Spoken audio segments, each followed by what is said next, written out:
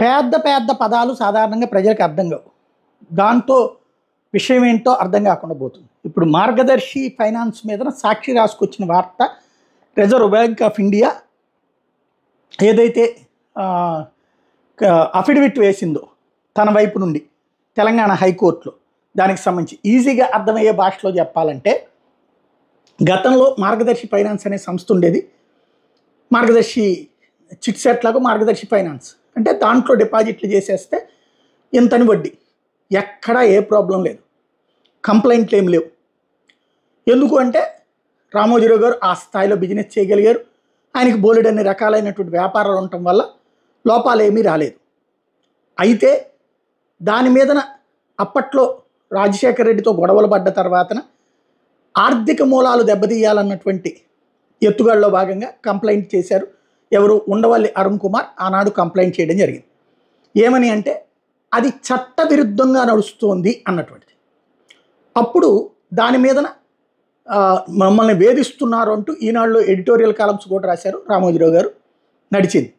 అయితే ఆ తర్వాతన రిజర్వ్ బ్యాంక్ ఆఫ్ ఇండియాకి రాష్ట్ర ప్రభుత్వం లెటర్ రాసింది, ఇదిగో ఇట్లాగ ఇది చట్టవిరుద్ధమా కాదా, ఇలా ఉండవల్లి అడుగుతున్నారు చెప్పండి అని చెప్పేసి. రిజర్వ్ బ్యాంక్ ఆఫ్ ఇండియా అది చట్టవిరుద్ధమే, లెక్క ప్రకారం అయితే కనుక అనుమతి తీసుకోవాలి, ఫైనాన్స్ సంస్థకి ఎలాంటి అనుమతి లేదు అని తేల్చి చెప్పింది.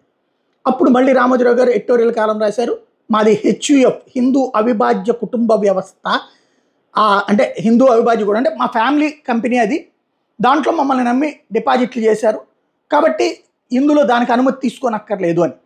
దానికి మళ్ళీ రాష్ట్ర ప్రభుత్వం రిజర్వ్ బ్యాంక్ని అడిగింది. అప్పుడు రిజర్వ్ బ్యాంక్ నోనో అట్లా కుదరదు, HUFలకి ఫైనాన్స్ తీసుకునేటటువంటి ఫైనాన్స్ సంస్థలు నడిపే అధికారం లేదు అంటూ దానికి సంబంధించిన చట్టాన్ని ఉటంకిస్తూ మెన్షన్ చేసింది. వెంటనే రామోజీరావు గారు ఈలోపు ప్రభుత్వం కోర్టుకు వెళ్ళడం, ఇదే కేసులు రిజిస్టర్ చేసే పరిస్థితి. ఆ టైంలో కోర్టులకు వెళ్ళి ఒక పక్కన వాదనలు ఇస్తున్నటువంటి సందర్భంలో రామోజీరావు గారు మార్గదర్శి ఫైనాన్స్ను క్లోజ్ చేసేశారు.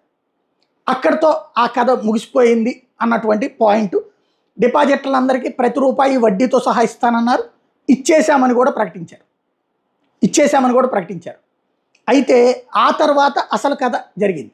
ఏంటయ్యా అంటే డబ్బులన్నీ ఇచ్చేస్తే చట్ట ప్రకారం నేరం కాకుండా పోతుందా అని కోర్టులో విచారణ నడుస్తోంది. అప్పుడు అది అలా పెండింగ్ పడిపోతూ వచ్చింది.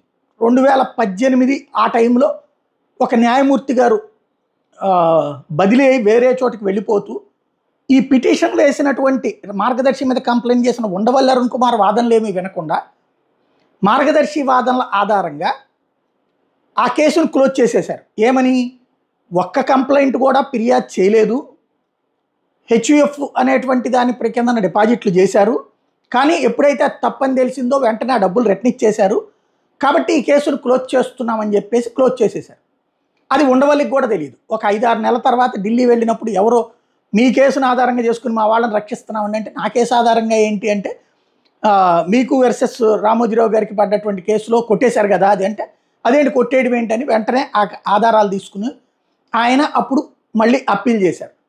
దాంట్లో ఏం మెన్షన్ చేశారంటే, ఇట్లాగ నా వాదనే వినకుండా కేసు ఎట్లా కొట్టేస్తారు, రెండవది డబ్బులు రిటర్న్ ఇచ్చేశారంటున్నారు, మొత్తం రిటర్న్ ఇచ్చారా లేదా అది తెలియాలి, ఇంకా చాలా రాలేదంటున్నారు, అది ఎవరి డబ్బులో కూడా తెలియదు అన్నటువంటి పాయింట్. అంటే ఫర్ ఎగ్జాంపుల్ ఒక 2600 కోట్ల రూపాయలు, ఇందులో 2600 కోట్లు ఎంత రిటర్న్ ఇచ్చారు, ఇంకా ఎంత ఉంది అంటే తీసుకోని డబ్బులు ఉన్నాయి వాళ్ళ దగ్గర అన్నటువంటి పాయింట్ని మెన్షన్ చేసుకొస్తూ ఇదంతా సుప్రీంకోర్టులో పిటిషన్ వేసేటప్పుడు, సుప్రీంకోర్టు అప్పటికి రాష్ట్రం విడిపోయింది కాబట్టి ఆంధ్ర తెలంగాణ 2 రాష్ట్రాలని కూడా అడిగింది.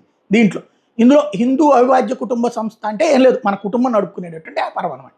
ఫైనాన్స్ సంస్థ అంటే ఖచ్చితంగా రిజర్వ్ బ్యాంక్ గైడ్లైన్స్ ప్రకారం రిజిస్టర్ అవ్వాల్సినటువంటి సంస్థ. అట్లా చేయలేదు, ఇక్కడ పాయింట్ అదనమాట. ఎందుకంటే అట్లా చేసినప్పుడు ప్రతిదానికి కూడా లెక్క చూపెట్టాలి. ఇప్పుడు ఫర్ ఎగ్జాంపుల్ నేను డిపాజిట్ చేస్తే నా అడ్రస్సు, నా ఆధారు, నా నెంబరు ఇదంతా ఉండాలి.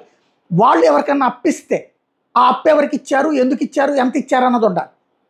అక్కడ తేడా ఉంటుంది అనమాట అసలైనటువంటి. అంటే చట్టబద్ధంగా జరిగితే బోల్డ్ అంత ట్యాక్సులు, బోల్డ్ అంత కథ నడుస్తుంటుంది, వడ్డీలకు కూడా లిమిట్ ఉంటుంది, సిస్టమ్ ఉంటుంది అనమాట. అక్కడ ఈ తేడా నడుస్తూ వచ్చింది. అట్లాంటి డబ్బులు ఎవరికీ ఎగ్గొట్టలేదు, జరిగిందల్లా ఇది. ఇక్కడ దాని మీదన ఇప్పుడు reserve bank of India plus రాష్ట్ర ప్రభుత్వాన్ని అడిగితే ఆంధ్రప్రదేశ్ ప్రభుత్వం అందులో ఇంప్లీడ్ అయ్యి రామోజీరావు గారికి వ్యతిరేకంగానే వాదనలు వినిపించింది. తెలంగాణ ప్రభుత్వం నోరు మెదపలేదు, రామోజీరావు గారికి అనుకూలంగా వ్యవహరించింది. రిజర్వ్ బ్యాంక్ ఆఫ్ ఇండియా ఇప్పుడు అఫిడవిట్ వేసింది, అవును అది చట్టవిరుద్ధమే, అట్లా డిపాజిట్లు సేకరించడానికి కుదరదు, ఇన్నాళ్ళు జైలు శిక్ష ఇట్లా ఉంది మన చట్టంలో అని చెప్పి. దీని ఆధారంగా ఇప్పుడు సుప్రీంకోర్టు ఏం తీర్పిస్తుంది, ఆల్రెడీ డబ్బులు వెనక్కి ఇచ్చేశారు కాబట్టి అని కొట్టేస్తుందా, లేకపోతే ఇప్పుడున్న ఆంధ్రప్రదేశ్ రాష్ట్ర ప్రభుత్వాన్ని అడిగితే వీళ్ళు ఏమంటారు, అవసరం లేదు, అవును నిజంగా వాళ్ళ డబ్బులు వాళ్ళకి ఇచ్చేశారు కాబట్టి వాళ్ళు తప్పు వాళ్ళు తెలుసుకున్నారు కాబట్టి కేసు క్లోజ్ చేసేయండి అని రాష్ట్ర ప్రభుత్వం చెప్తే క్లోజ్ అయిపోతుందా, అలాంటి అవకాశాలు కూడా ఉంటాయా, ఇది చూడాల్సి ఉంది.